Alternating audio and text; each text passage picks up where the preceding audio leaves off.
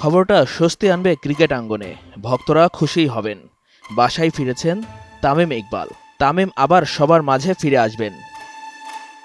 গেল সোমবার এটি ছিল অলৌকিক ঘটনা, তবে দ্রুত সেরে উঠেছেন দেশসেরা এই ওপেনার।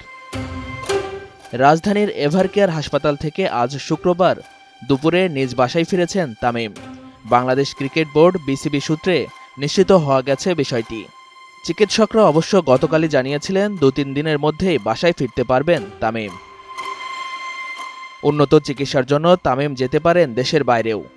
আপাতত তাই খেলার মাঠে ফেরার সম্ভাবনা নেই। ভক্তরা অবশ্যই জানতে চান তামিম আবার কবে খেলার মাঠে ফিরতে পারবেন।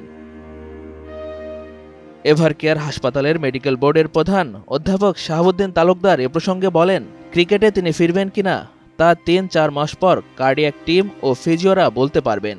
সেই সময় তার শারীরিক অবস্থা পর্যবেক্ষণ করার পর বোঝা যাবে খেলা যাবে কিনা।